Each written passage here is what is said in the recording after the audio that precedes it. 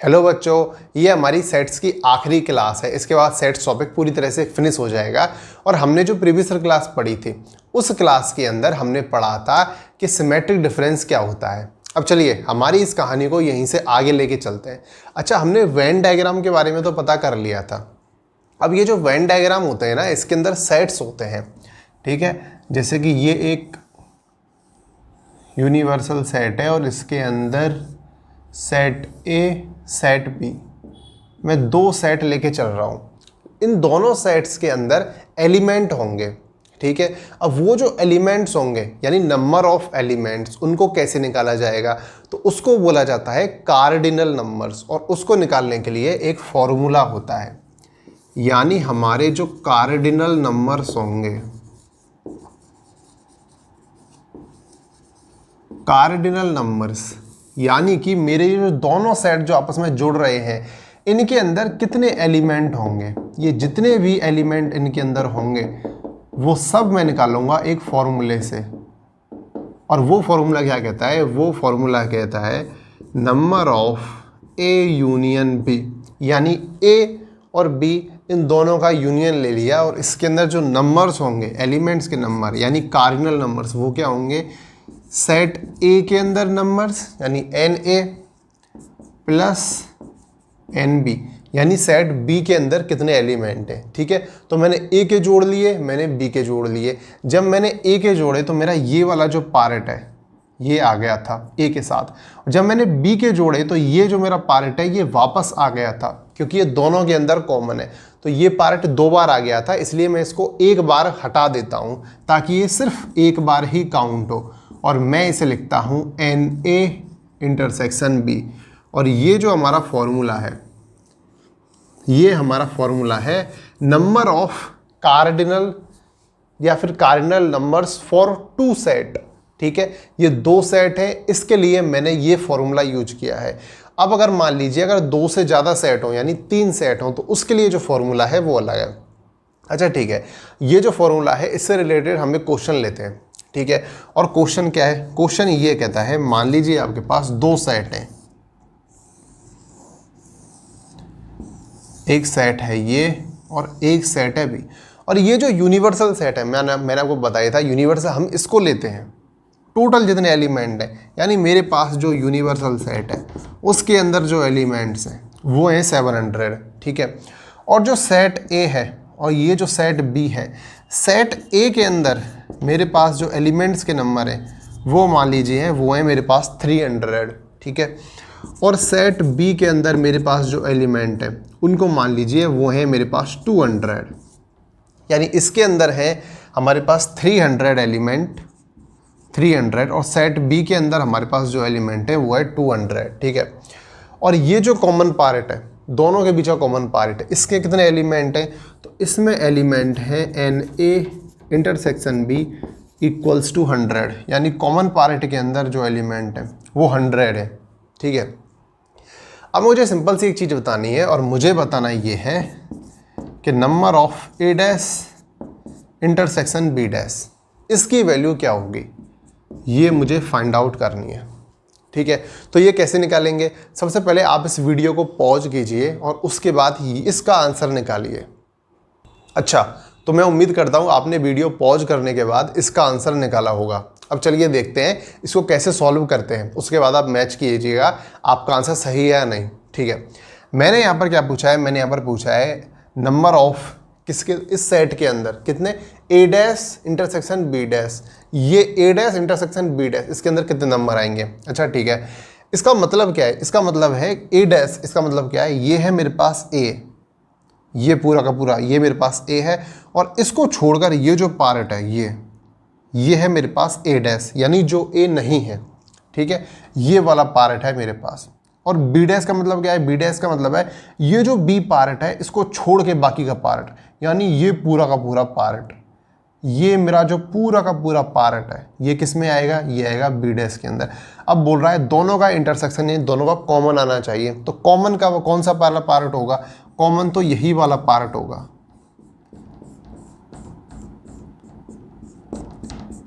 ये वाला पार्ट ये जो पार्ट है यही वाला पार्ट कॉमन होने वाला है। देखिए ए डैश यानी ये जो ए है इसको छोड़कर ये पूरा पूरा पूरा पार्ट आएगा, और बी डैश यानी बी को छोड़कर पूरा पूरा पार्ट आएगा। लेकिन इन दोनों का जब आप इंटरसेक्शन लेंगे तो दोनों के बीच में जो कॉमन पार्ट होगा वो ये वाला कॉमन पार्ट होगा। अब इस कॉमन पार्ट को कैसे निकालेंगे? कॉमन पार्ट को निकालने के लिए हम जो फॉर्मूला यूज करते हैं, देखिए सबसे पहले इसके अंदर कितने एलिमेंट हैं, तो मैं देखता हूं इन दो पूरे के अंदर कितने एलिमेंट हैं, ये मुझे निकालना पड़ेगा। इसके लिए मैं कौन सा फॉर्मूला अप्लाई करता हूं? ये वाला फॉर्मूला अप्लाई करता हूं। और ये वाला फॉर्मूला क्या कहता है? ये वाला फॉर्मूला कहता है कि एन ए यूनियन बी, और यह है मेरा सॉल्यूशन। अच्छा ध्यान से देखना, ये जो एन ए यूनियन बी है इसमें और ये जो मैंने किया है इसमें, इन दोनों में फ़र्क है।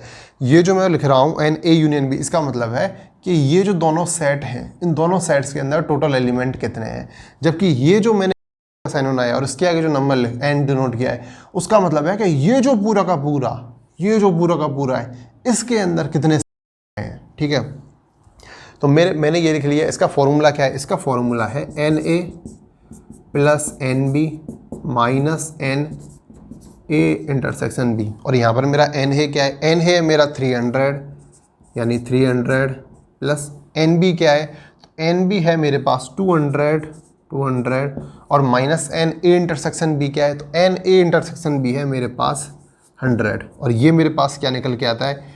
ये मेरे पास आता है 400। यानी इसकी जो वैल्यू है, ये जो वैल्यू है जो मेरे पास, ये जो एरिया है जिस पे मैंने किसी प्रकार की लाइन नहीं खींची है, इस एरिया की वैल्यू कितनी है? 400। और ये जो टोटल जो एरिया है इसकी वैल्यू कितनी है? 700। तो अगर मुझे ये वाला पार्ट चाहिए, यानी ये जो पार्ट चाहिए जो कि मैंने थोड़ा शेडो किया है, इसकी वैल्यू क्या होगी? तो इसकी वैल्यू होगी 700 माइनस 400 इक्वल्स टू 300। और यही हमारा क्या होगा? यही हमारा होगा आंसर। ठीक है, मैं इस वाले एरिया की बात कर रहा हूँ, उसके लिए हमारा ये आंसर आ गया है। तो ये बात आपको समझ में आई होगी। अब चलिए देखते हैं नेक्स्ट चीज़ क्या कहती है। तो जब हम बात कर रहे हैं यानी cardinal numbers for two set, तो इस टू सेट के अंदर एक इम्पॉर्टेंट लॉ भी है जो कि बहुत ज़्यादा ज़रूरी है पढ़ना। फिर उसके बाद हम पढ़ेंगे थ्री सेट्स के लिए कार्डिनल नंबर्स, और उस लॉ को कहा जाता है डी मॉर्गन्स लॉ। ठीक है, ये डी मॉर्गन्स लॉ, ये टू सेट्स के लिए हमें पढ़ना है। अच्छा ये कहता क्या है? अच्छा गौर से देखिए, ये कहता है ए यूनियन बी, और इस पूरे के ऊपर मैंने बार लगा दिया। ठीक है, यानी सेट ए का सेट बी के साथ यूनियन लिया, इसके ऊपर बार लगाया। बार यानी बार हो, डैश हो, यानी नॉट ए, कॉम्प्लीमेंट। ठीक है, इसका मतलब क्या है? ये नहीं है। और उसके अंदर जो एलिमेंट्स की संख्या होगी वो बराबर होगी किसके? N A bar intersection B bar के। यानी ये जो दोनों की दोनों चीज़ें वो एकदम बराबर हैं। और इस चीज़ को आप बिल्कुल प्रूफ कर सकते हैं एक वेन डायग्राम बना के, उसमें टू सेट लेकर, और इन दोनों चीज़ों को देखना, ये दोनों बिल्कुल बराबर आती हैं। इसके अलावा एक और लॉ दिया था और वो कहता है एन ए इंटरसेक्शन बी। इसके ऊपर जब आप बार लगाते हैं तो ये क्या बनता है? ये बनता है n A bar union B bar. यानी ये जो दोनों की दोनों चीज़ें, ये दोनों चीज़ें भी आपस में बराबर होती हैं। ठीक है, तो टू सेट से रिलेटेड एक डी मॉर्गन्स लॉ है, इसको जरा अच्छी तरह से समझ लेना और इसको प्रूफ खुद से करना ताकि आपको अच्छी तरह से याद हो जाए। और कैसे करना है याद? उसके लिए आपको खुद से वेन डायग्राम बनाना है टू सेट वाला, और उसके बाद ये अप्लाई करना है। ठीक है, अब मैंने आपको cardinal numbers for two sets बता दिया। अब पढ़ते हैं हम cardinal numbers for three set. Three set के अंदर एलिमेंट्स कैसे निकालेंगे, उसके लिए जो फॉर्मूला है उसे पढ़ते हैं। चलिए, तो cardinal numbers for three set, उसके लिए जो फॉर्मूला है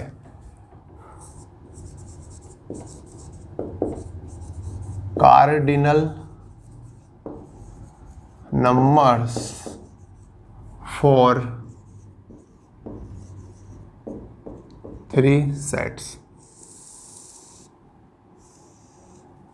cardinal numbers for three sets, इसके लिए फॉर्मूला क्या है? इसके लिए फॉर्मूला कहता है, सबसे पहले मैं बनाता हूं यहां पर वेन डायग्राम।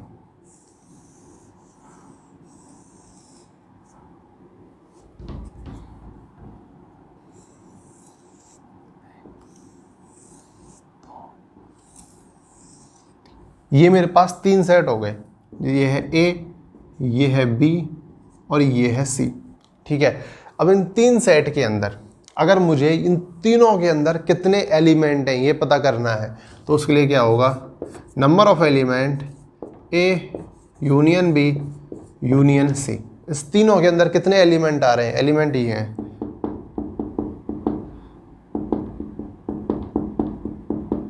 कुछ कॉमन भी होंगे, कुछ तीनों के अंदर कॉमन भी होंगे। ठीक है, ये मुझे पता करने हैं। तो ये क्या होंगे, ये होंगे एन ए, यानी मैंने ए वाले ले लिए सारे के सारे। ठीक है, उसके बाद मैं लूँगा प्लस एन बी, यानी जितने भी बी के अंदर एलिमेंट आ रहे हैं वो मैंने ले लिए। देखिए सबसे पहले तो मैंने ये लिए ये वाले ए के अंदर जितने भी आ रहे हैं वो, फिर मैंने ले लिए बी वाले जितने भी आ रहे हैं वो। अब मैं कौन से लूँगा, अब मैं लूँगा सी वाले, यानी जितने भी सी के अंदर आ रहे हैं ना उन सभी को। तो ये क्या बनेगा, सी। लेकिन हम एक बात अच्छी तरह से देख रहे हैं, जैसे जैसे मैं एलिमेंट यहाँ पर लेता जा रहा हूँ और यहाँ पर मार्क करता जा रहा हूँ, तो यहाँ पर थोड़ी गड़बड़ हो रही है। यानी यहाँ पर मैंने 2 बार मार्क कर दिया, यहाँ पर भी 2 बार मार्क कर दिया और यहाँ पर भी 2 बार मार्क हुआ है। और आप गौर से देखो तो ये जो बीच वाला पोर्शन है इसमें 3 बार मार्क हुआ है, क्योंकि ये इसके साथ भी आ गया, इसके साथ भी आ गया और इसके साथ भी आ गया। तो सबसे पहले तो ये पोर्शन और ये पोर्शन, ये 2 बार मार्क हुआ है, लेकिन मुझे 1 बार चाहिए, तो मैं 1 बार हटा देता हूँ ताकि मेरे पास 1 बार ही रह जाए। Minus n A intersection B, यानी ए और बी का जो कॉमन पार्ट है मैंने उसे 1 बार हटा दिया।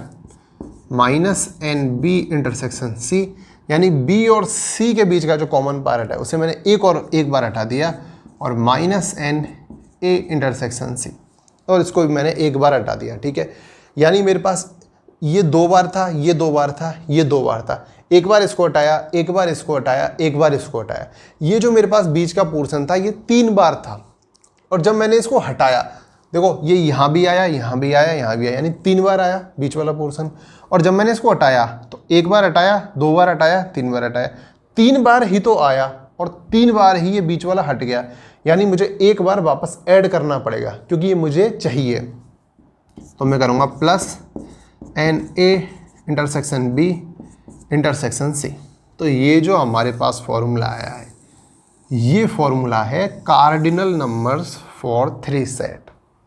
ठीक है, और इस फॉर्मूले से हम पता कर सकते हैं ये जो हमारे पास सेट है किस सेट के अंदर कितने एलिमेंट हैं, या फिर ये जो बीच का जो कॉमन पार्ट है इसमें कितने एलिमेंट हैं। उसके अलावा ये जो पार्ट है पूरे के पूरे यूनिवर्सल सेट के अंदर, इसके अंदर कितने एलिमेंट हैं, इन सबको हम आसानी से पता कर सकते हैं। अच्छा ठीक है, अब ये चीज़ तो आपको समझ आ गई होगी। ये जो फॉर्मूला है इसको अच्छी तरह से याद कर लेना, इस फॉर्मूले पे बेस्ड कई सारे क्वेश्चन बनते हैं।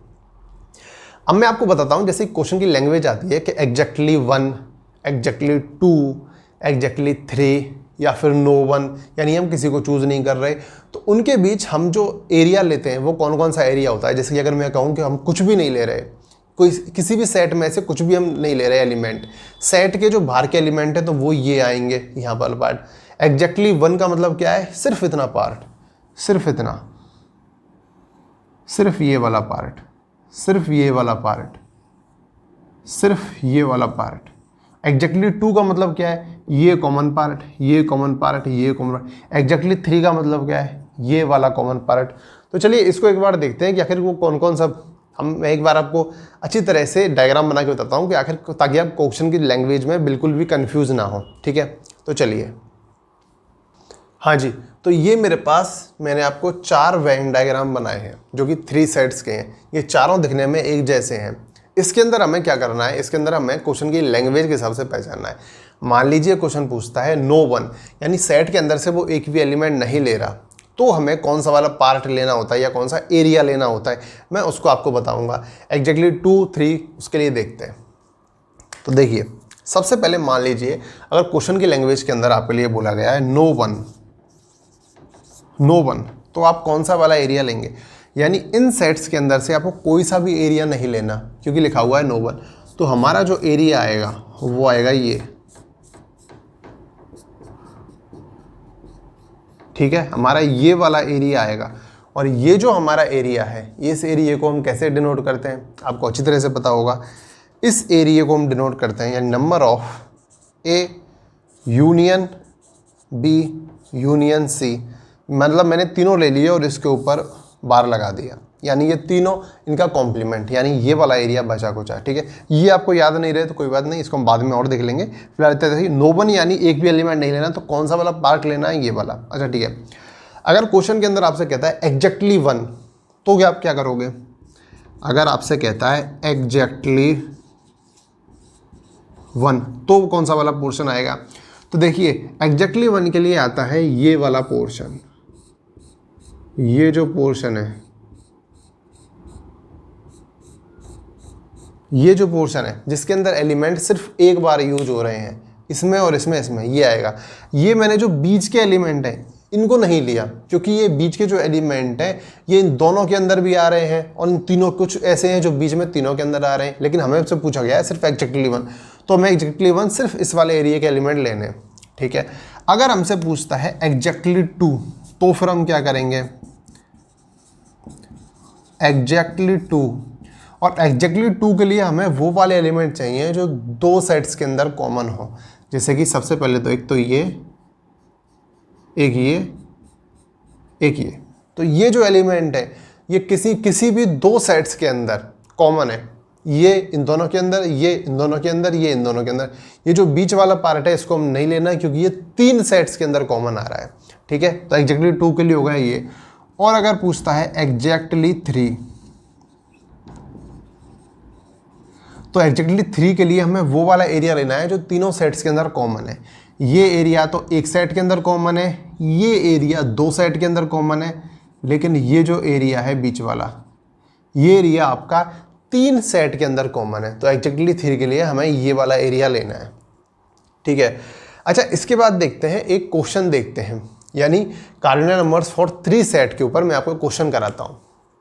ठीक है, तो चलिए देखते हैं उस क्वेश्चन को और सॉल्व करने की कोशिश करते हैं। इस क्वेश्चन के अंदर आपके लिए दिया गया है एक, यहाँ पर कुछ आपके लिए इंफॉर्मेशन दी हुई है, और वो इंफॉर्मेशन कि जो सेट P1 है उस P सेट के अंदर जो नंबर ऑफ एलिमेंट्स हैं वो है 21। उसके बाद सेट P2 के अंदर जो नंबर ऑफ एलिमेंट्स हैं वो है 26, और सेट P3 के अंदर जो नंबर ऑफ एलिमेंट्स हैं वो दिए हुए हैं 29।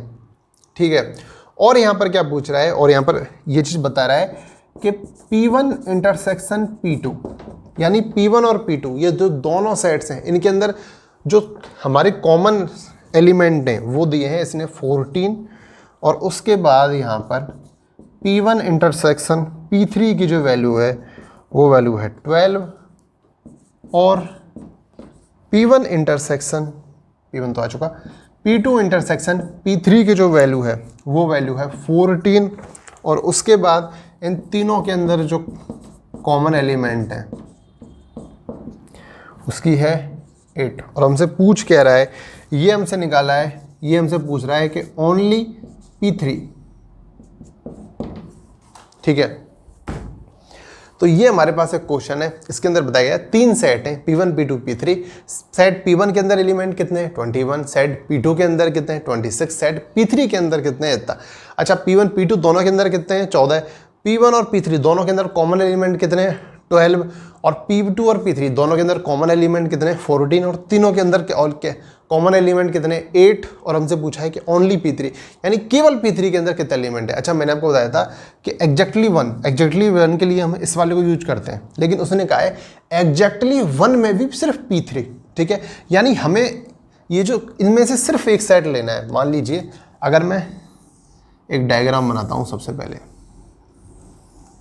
और इस डायग्राम के अंदर एक सेट में बनाता हूँ P1, दूसरा सेट में बनाता हूँ P2, और तीसरा सेट में बनाता हूँ P3। ये जो वेन डायग्राम होता है ना, इस वेन डायग्राम की एक खासियत होती है, अगर आपने इसको अच्छे से समझ लिया तो आपका क्वेश्चन गलत नहीं होने वाला। आप कितना भी टफ क्वेश्चन आ जाए आप उसे आसानी से सॉल्व कर देंगे। लेकिन अगर आप इसे रटने की कोशिश करोगे या फिर आप इसके कॉन्सेप्ट थोड़े से अगर आपके वीक रह गए तो ये आपके लिए इसको सॉल्व करना बहुत ज़्यादा मुश्किल हो जाता है। तो इसकी ये सबसे खास अच्छी बात है, आप इसको एक बार अच्छे से समझ लो और ये आपके हर क्वेश्चन में इतनी आसानी से लग जाएगा ना, चुटकियों में आपके क्वेश्चन बनेंगे। तो देखिए मेरे पास 3 सेट की बात हो रही है, 3 सेट मैंने ले लिए। अब वो क्या कह रहा है कि सेट P1 के अंदर कितने हैं 21, सेट P2 के अंदर कितने हैं 26, सेट P3 के अंदर कितने हैं 29।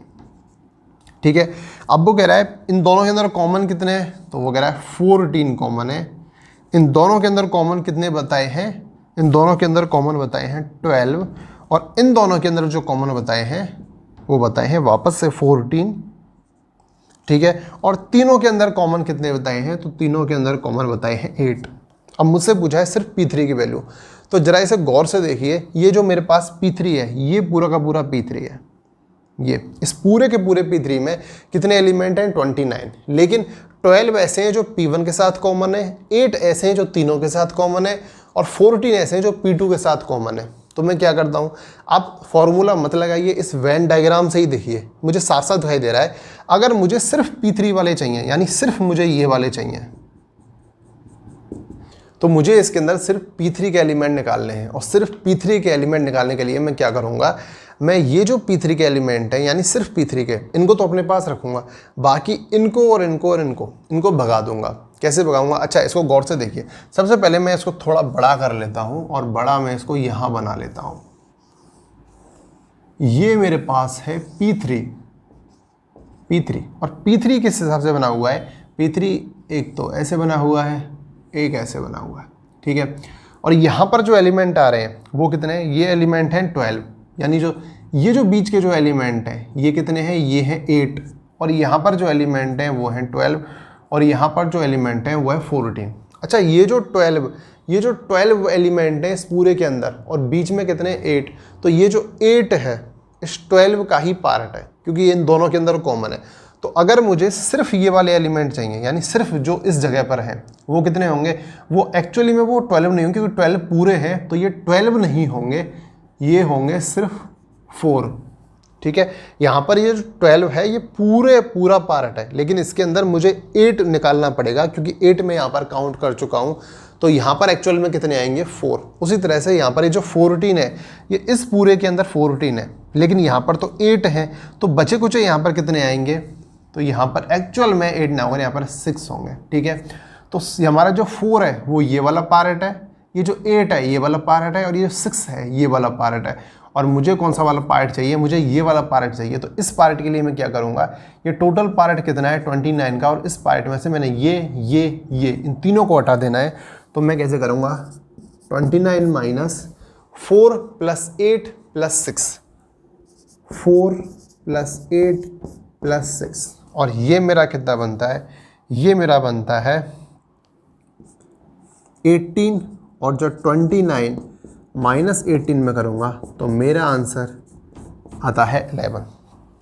ठीक है, ये जो 11 है मेरा आंसर आ चुका है, जो कि सिर्फ P3 का है। ठीक है, अब चलिए बात करते हैं नेक्स्ट कॉन्सेप्ट पर। हाँ जी, तो अब हम चलते हैं अपने नेक्स्ट कॉन्सेप्ट के ऊपर, और हमारा नेक्स्ट कॉन्सेप्ट कहता है minimum and maximum value of A intersection B। यानी हम देखते हैं कि A इंटरसेक्शन B की मिनिमम एंड मैक्सिमम वैल्यू क्या होती है। इसको मैं आपको बढ़िया तरह समझाऊंगा एक क्वेश्चन की मदद से।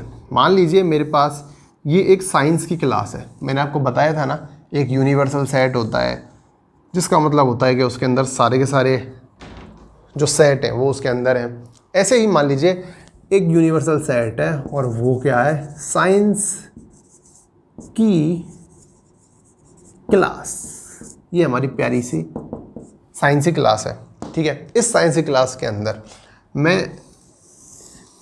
ये वो स्टूडेंट हैं जिन्होंने ले रखा है भाई साहब ने मैथ, और ये वो स्टूडेंट हैं जिन भाई साहब ने ले रखा है बायोलॉजी।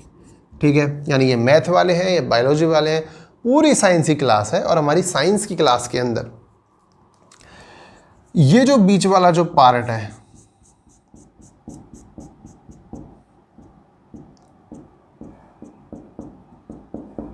अच्छा, इसे साइंस की क्लास नहीं, इसे सिर्फ क्लास ले लेते हैं, इसे सिर्फ क्लास लेते हैं, क्योंकि इसके अंदर कुछ एक्स्ट्रा भी होंगे जो कि आर्ट्स वाले होंगे, कॉमर्स वाले होंगे। तो ये वो स्टूडेंट हैं जो मैथ के हैं, ये वो स्टूडेंट हैं जो बायोलॉजी के हैं, और ये बीच में वो वाले हैं जो कि दोनों हैं, जिन्होंने दोनों ले रखी हैं, मैथ और बायो दोनों ले रखी हैं। अब मुझे एक बात बताइए, अगर मैं थोड़ा डेटा देता हूँ आपके लिए कि जो मैथ वाले जो स्टूडेंट हैं वो हैं 70% और जो बायोलॉजी वाले जो स्टूडेंट हैं वो हैं 60%। ठीक है, मैथ वाले 70%, बायोलॉजी वाले 60%, और ये कॉमन एरिया है। अब मैं आपसे अगर पूछूं कि M इंटरसेक्शन B, यानी मैथ इंटरसेक्शन बायोलॉजी, इसकी मिनिमम वैल्यू क्या हो सकती है? मिनिमम से मिनिमम वैल्यू क्या हो सकती है इसकी मिनिमम वैल्यू? तो हम कैसे निकालेंगे? हम निकालेंगे सिंपल सा, देखिए मिनिमम से मिनिमम वैल्यू क्या हो सकती है, यानी कम से कम वो स्टूडेंट जो कि दोनों के अंदर हमें कॉमन लेने हैं, वो कौन से होंगे? मेरे पास 70% ये स्टूडेंट है, मेरे पास 60% ये स्टूडेंट है, लेकिन मुझे एक बात अच्छी तरह से पता है कि ये जो स्टूडेंट होंगे साइंस वाले, ये स्टूडेंट्स 100% ही तो होंगे।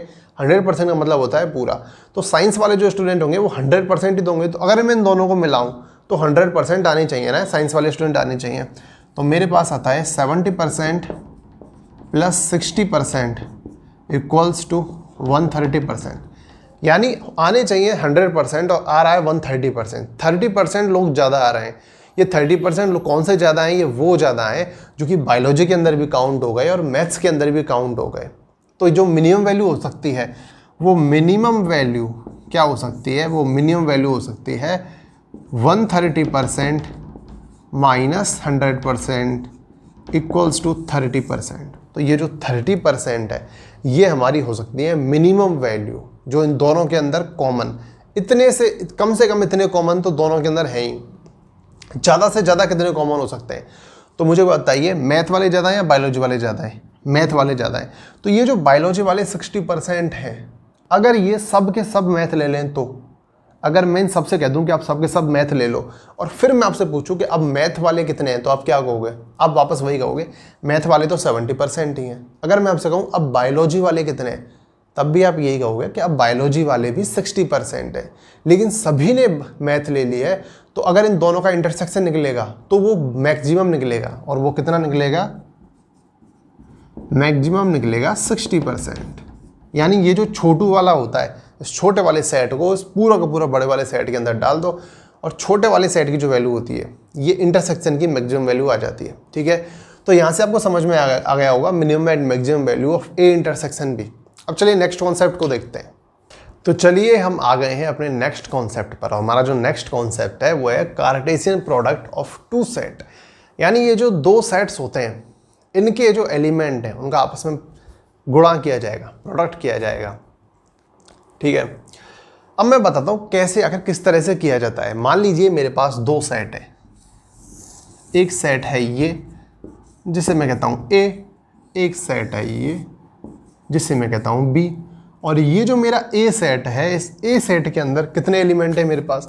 मेरे पास एलिमेंट है 1 2 3, और B सेट के अंदर कितने एलिमेंट है? A B। ठीक है, अब मुझे इन दोनों सेट्स का आपस में मल्टीप्लाई करना है, यानी प्रोडक्ट करना है। तो कैसे करूँगा? इस तरह का साइन में यूज करूँगा। ठीक है, और कितने एलिमेंट बनेंगे? ठीक है, अब एक नया सेट तैयार होगा जिसके अंदर मान लीजिए मैं A इंटू B, यानी A और B का प्रोडक्ट कर रहा हूँ। तो आगे मैंने क्या लिखा है? फर्स्ट में मैंने लिखा है A, तो A के जो एलिमेंट होंगे वो सामने आएंगे। इस 1 का जो मल्टीप्लाई है, इस 1 का मल्टीप्लाई पहले A से होगा फिर B से होगा। तो जब मैं A से मल्टीप्लाई करूँगा तो मेरा बनेगा A, यानी A का एलिमेंट पहले आया फिर B का एलिमेंट आया, फिर इस 1 के साथ ही दूसरा वाला एलिमेंट लिखना है, और ये है 1B। ठीक है, अब दोनों पूरे हो गए। अब इस 2 का मल्टीप्लाई करते हैं इनके साथ। कैसे करेंगे? 2A 2B, यानी 2A के साथ कर दिया, फिर इस 2 का B के साथ कर दिया। अब इस 3 का करते हैं इन दोनों के साथ। कैसे करेंगे? 3A और 3B।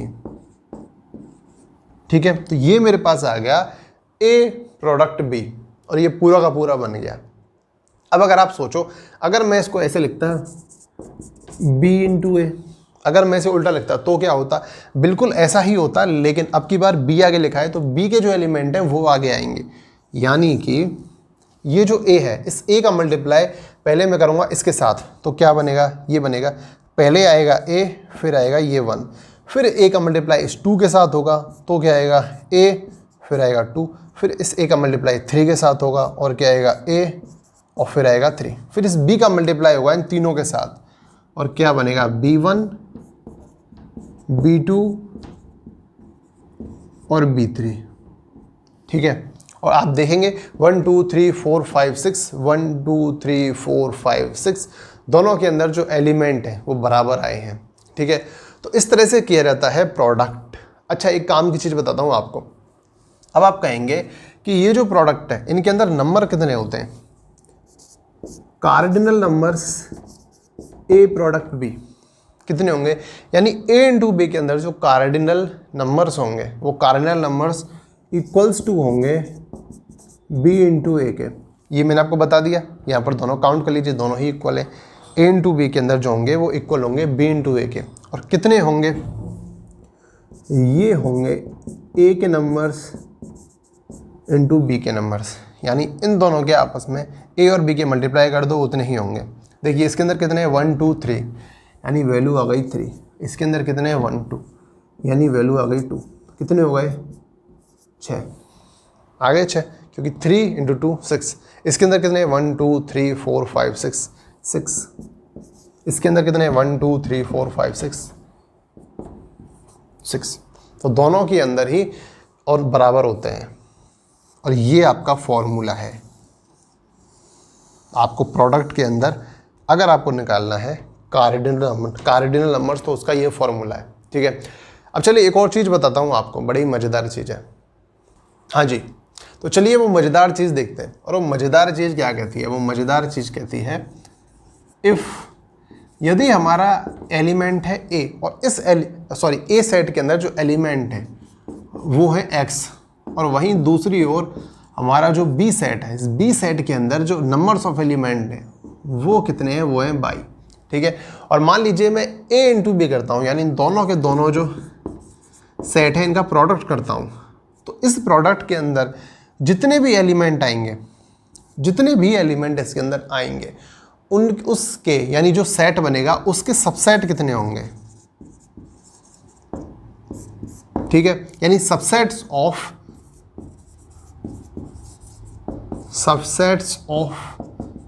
A product B, number of subsets of A product B, यानी ये जो मेरे पास सेट बनेगा, नया सेट बनेगा ए इंटू बी का, इसके अंदर जो एलिमेंट आएंगे उससे कितने सबसेट बन सकते हैं। ये कैसे पता लगाएंगे, आप याद कीजिए हमारी फर्स्ट क्लास, उस फर्स्ट क्लास के अंदर मैंने आपको बताया था कि जब भी सबसेट्स निकालते हैं तो सबसेट निकालने का फॉर्मूला होता है। क्या होता है, कोई भी हमारे पास सेट है, उस सेट के अंदर जितने भी एलिमेंट होते हैं उस एलिमेंट को हम 2 की पावर में रख देते हैं, यानी 2 की पावर n, यानी नंबर ऑफ सबसेट्स का जो फॉर्मूला था वो था 2 की पावर n। ठीक है, 2, यहाँ पर n क्या था, नंबर ऑफ एलिमेंट। अब नंबर ऑफ एलिमेंट कितने होंगे a इंटू बी के अंदर, a इंटू बी के अंदर कितने एलिमेंट होंगे हमें नहीं पता, लेकिन हमें एक चीज़ पता है कि जितने भी होंगे ना वो इन दोनों के जो एलिमेंट होते हैं इनको मल्टीप्लाई करके आएंगे, यानी इसके एलिमेंट कितने x और इसके एलिमेंट कितने y। तो अगर x डॉट y करूँ तो ये क्या है, ये इसके अंदर एलिमेंट है, यानी n a into B equals to x dot y, और ये जो वैल्यू है नंबर ऑफ एलिमेंट है यही हमें उठा के यहाँ रखने हैं एक्स डॉट वाई, और यही हमारा हो गया आंसर। ठीक है, तो ये चीज़ आपको समझ में आ गई होगी किस तरह से आखिर मैंने निकाला। नंबर ऑफ सबसेट पूछा था, सबसेट पूछने के लिए 2 की पावर n, और मुझे n की वैल्यू चाहिए होती है। n की वैल्यू मैंने कैसे निकाली कि भैया ये जो है भैया तुम्हारे अंदर कितने वो एलिमेंट है। इसने बोला मुझे नहीं पता मेरे अंदर कितने एलिमेंट है, निकाल लो। कैसे निकालते हैं, इन दोनों के जो एलिमेंट है वो मुझे गिवन है, और इन दोनों का मैंने मल्टीप्लाई करके इसके एलिमेंट निकाल लिए जो कि आए थे इतने, और इस एलिमेंट को n के फॉर्म में मैंने लिख दिया, और ये मेरे पास आ गया आंसर। ठीक है, अच्छा इसके बाद और एक बड़ी ही एक क्वेश्चन लेते हैं, उस क्वेश्चन को देखते हैं वो क्वेश्चन क्या कहता है। हाँ जी, तो ये आपके पास एक मज़ेदार सा क्वेश्चन है और ये क्वेश्चन क्या कहता है, ये क्वेश्चन कहता है कि हमारे पास 3 सेट हैं ए बी सी। ए के अंदर जो एलिमेंट है 1 2 3, बी के अंदर जो एलिमेंट है 3 4 एंड सी के अंदर जो एलिमेंट है वो है 4 5 6। और ये कह रहा है कि फाइंड द सेट, इस वाले सेट को आपको पता लगाना है। यानी जब ए और बी इन दोनों का प्रोडक्ट किया जाएगा और ए सी इन दोनों का प्रोडक्ट किया जाएगा, उसके बाद जो इंटरसेक्शन लिया जाएगा उसकी वैल्यू क्या होगी, ये हमें पता लगाना है। तो ठीक है, देखिए इसे कैसे सॉल्व करते हैं। इसको सॉल्व करने के लिए सबसे पहले मैं थोड़ा कॉमन सेंस यूज करता हूँ, बजाय इसके कि मैं पूरी की पूरी रामायण को लिखूँ। मैं लिखूँ ए प्रोडक्ट बी क्या होता है उसको लिखूँगा, फिर ए इंटू सी लिखूँगा, फिर उसके बाद इंटरसेक्शन लूँगा, बहुत लंबा हो जाएगा। सिर्फ कॉमन सेंस यूज करता हूँ। और कॉमन सेंस क्या कहता है, कॉमन सेंस कहता है कि सबसे पहले ए आ रहा है इसके अंदर और इसके अंदर, दोनों के अंदर पहले क्या आ रहा है, ए आ रहा है। ए का मल्टीप्लाई किसके साथ हो रहा है, बी के साथ हो रहा है, और ए का मल्टीप्लाई सी के साथ हो रहा है। ठीक है, यानी ये जो ए है इसका इसके साथ मल्टीप्लाई होगा। ठीक है, और ये जो ए है इसका इसके साथ मल्टीप्लाई होगा। यानी पहले तो जो ए है वो फिक्स है दोनों के अंदर, लेकिन जो बाद वाला जो एलिमेंट होगा हमारे पास जो बन के आएगा, मैंने आपको बताया था ना कि इस तरह से बनता है। अगर प्रोडक्ट कर रहे हैं तो सबसे प्रोडक्ट में जो पहले लिखा हुआ है उसका एलिमेंट आता है यहाँ पर, और प्रोडक्ट में जो बाद में लिखा हुआ है उसका एलिमेंट आता है यहाँ पर। यानी ये जो ए है, इस ए की वैल्यू तो यहाँ फिक्स है, वैल्यू बदल रही है इसकी, बी की और सी की। तो कैसे, इंटरसेक्शन में क्या आएगा, जो दोनों के अंदर कॉमन होगा। ठीक है, तो मुझे अच्छी तरह से पता है कि यहाँ पर दोनों के अंदर क्या कॉमन है। तो मुझे दिख रहा है जब इस 1 का मल्टीप्लाई इसके साथ होगा तो मेरे पास ये आएगा। ठीक है, और जब इस 1 का मल्टीप्लाई इस 4 के साथ होगा तो मेरे पास इसकी वैल्यू आएगी। तो कॉमन कुछ नहीं आया। लेकिन जब इस 1 का मल्टीप्लाई इस 4 के साथ होगा तो बनेगा मेरे पास एलिमेंट 1 4 1,4। और वहीं जब इस 1 का मल्टीप्लाई इसके साथ होगा तो इसका एलिमेंट भी 1 4 बनेगा, जो कि दोनों के अंदर कॉमन होगा, इसलिए मेरे पास आ गया। ठीक है, अच्छा दूसरा क्या होगा, दूसरा जब मेरा 2 का मल्टीप्लाई 3 के साथ होगा तो कोई बात नहीं बनेगी, लेकिन जब 4 के साथ होगा और इसी 2 का मल्टीप्लाई जब मैं इसके साथ करूँगा तो एक और बन जाएगा। और उसी तरह से जब इस 3 का मल्टीप्लाई जब मैं इस 4 के साथ करूँगा और इस 3 का मल्टीप्लाई जब इसके साथ होगा तो मेरा एक और बन के आ जाएगा 3,4। और ये मेरे पास 3 ऐसे एलिमेंट आए हैं जो कि इसके अंदर कॉमन होंगे, यानी इसका जो आंसर होगा। ठीक है, तो ये हमारा हो गया है आंसर। ये वीडियो आपको काफ़ी ज़्यादा पसंद आई होगी। हमारा सेट्स टॉपिक पूरी तरह से कंप्लीट हो गया है। अगर आपको सेट से रिलेटेड और भी कुछ सारे डाउट हैं तो कमेंट बॉक्स में आराम से पूछ सकते हैं। इसके अलावा अगर आपको कोई चीज़ समझ नहीं आती है तो आप एक काम कीजिएगा, जस्ट वेन डायग्राम बनाइएगा और उसमें अपने हिसाब से चीज़ों को, एलिमेंट को सेट करके और चेक कीजिएगा क्या ये सही या गलत। अगर एक बार आप चेक कर लेंगे आप उसे कभी नहीं भूलने वाले। ठीक है, तो यहाँ पर हमारा सेट्स टॉपिक कंप्लीट हो चुका है। हमारा जो नेक्स्ट टॉपिक स्टार्ट होगा उस टॉपिक का नाम है रिलेशन। आपको ये सेट्स टॉपिक बहुत अच्छे से समझ आया होगा, ये 11th क्लास के लिए है। और उसके बाद हम 11th क्लास का ये टॉपिक यानी जो रिलेशन है उसको स्टार्ट करेंगे। तब तक के लिए बहुत बहुत धन्यवाद।